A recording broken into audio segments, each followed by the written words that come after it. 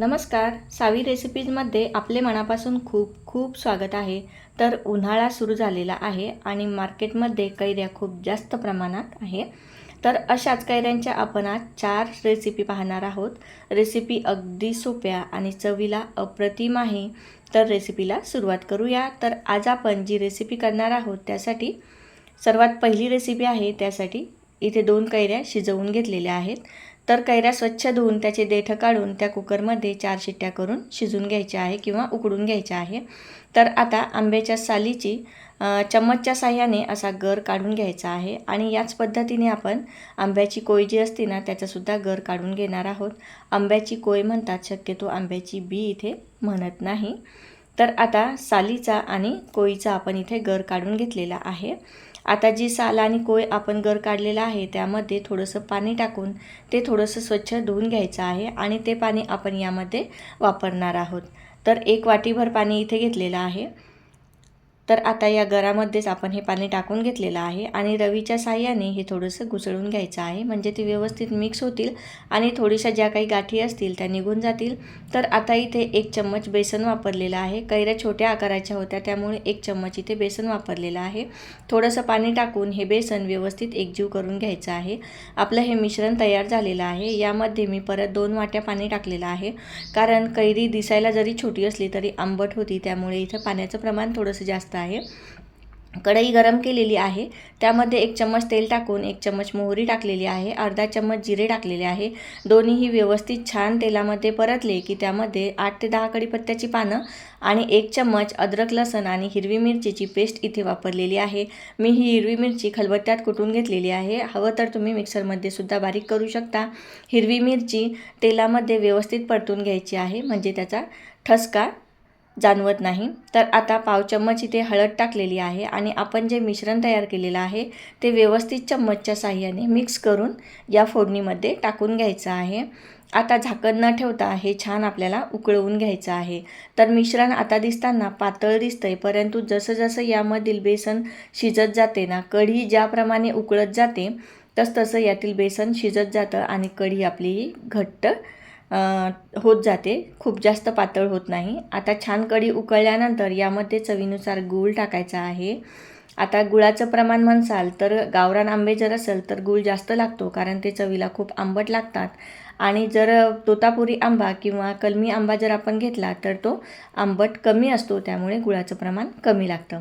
तर आता कढी छान उकळलेली आहे, त्यामध्ये चवीनुसार मीठ टाकलेलं आहे आणि बारीक चिरलेली भरपूर कोथिंबीर टाकलेली आहे. आता 1 मिनिटभर ही कढी उकळवून घ्यायची आहे. आपली कढी ही तयार आहे. तर सर्वात पहिली रेसिपी जी आपण बघितलेली आहे ती आंब्याची कढी. ही कढी भाताबरोबर अप्रतिम लागते, पोळीबरोबरही छान लागते, शिवाय फक्त पिण्यासाठी सुद्धा खूप छान लागते. रेसिपी जरूर ट्राय करा.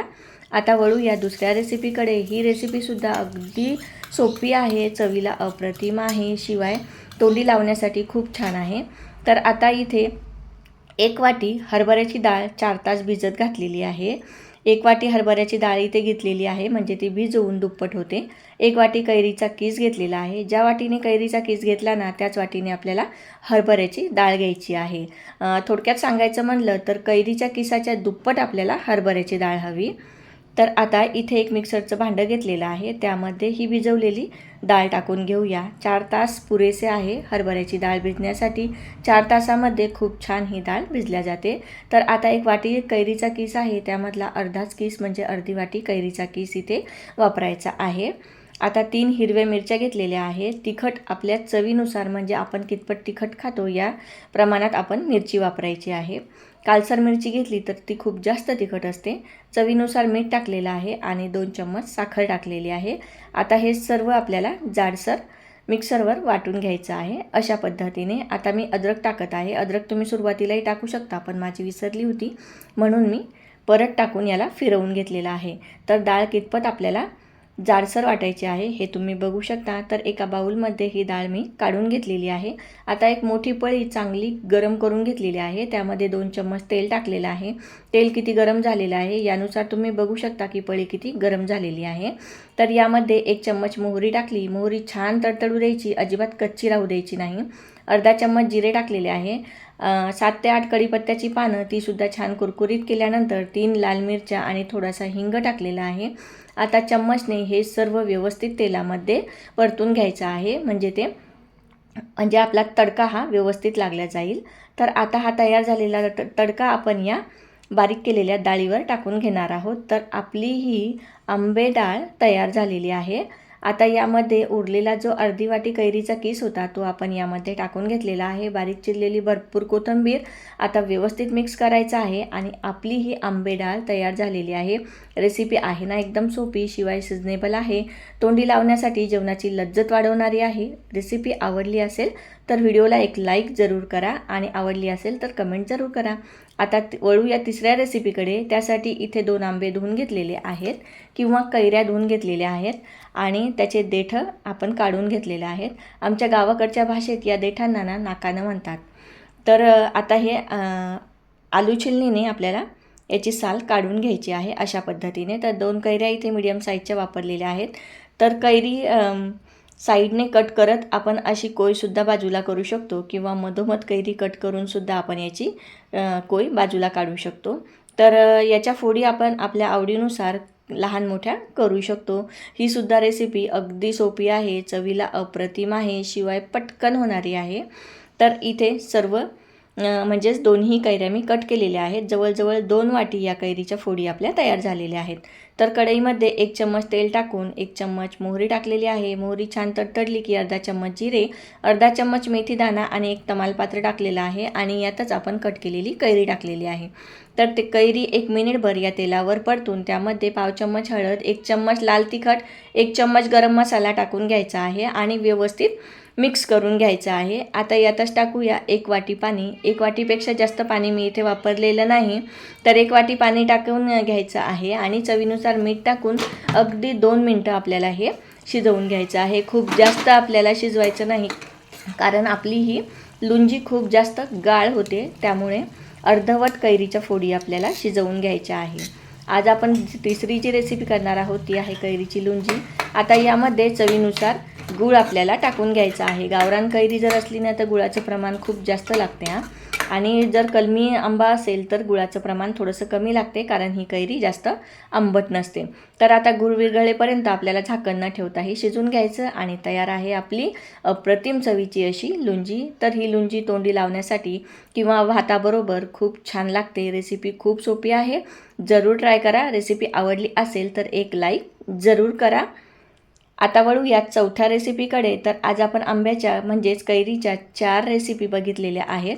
तर आता इथे 2 कैऱ्या स्वच्छ धुवून त्याचे देठ आपण अशा पद्धतीने चाकूने कट करून घेतलेलं आहे. आता थोडेसे पाणी टाकून कुकरचं झाकण लावून याच्या 4 शिट्ट्या करून घ्यायच्या आहे. 4 शिट्ट्या करून कुकर थंड करून तुम्ही बघू शकता ह्या कैरी या डब्यामध्ये मी काढून घेतलेल्या आहेत आणि थोड्याशा मोकळ्या करून ठेवलेल्या आहेत. म्हणजे काय होतं ना, थोडीशी कैरी थंड होते, हाताला चटका लागत नाही.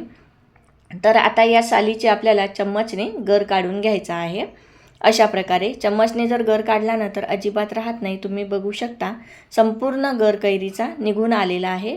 अशाच पद्धतीने दोन्हीही कैऱ्याचा गर मी इथे काढून घेणार आहे आणि कोळीचा सुद्धा गर काढून घेतलेला आहे. आता हे चम्मचने थोडंसं बारीक करून घ्यायचं आहे, म्हणजे ज्या काही थोड्याशा गाठी असतील त्या निघून जातील.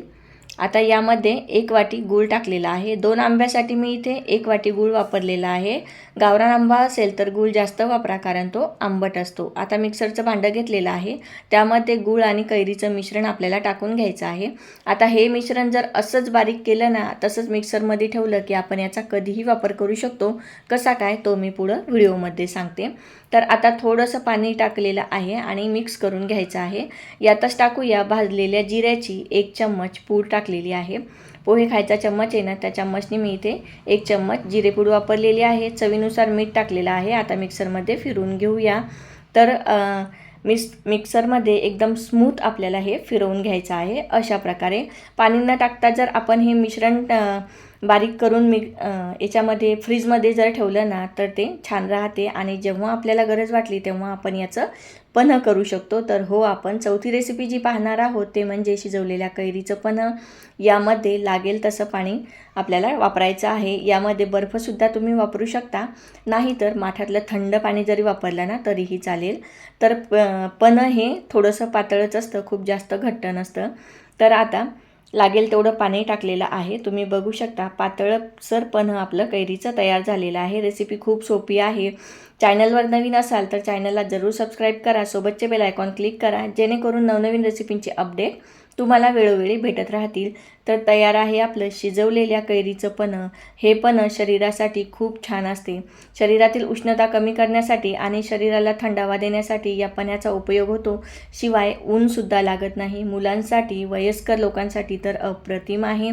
सर्वांसाठी हे पन्हं खूप चांगलं आहे. शरीरासाठी थंडावा देणारा आहे. व्हिडिओ संपूर्ण पाहिल्याबद्दल खूप खूप धन्यवाद.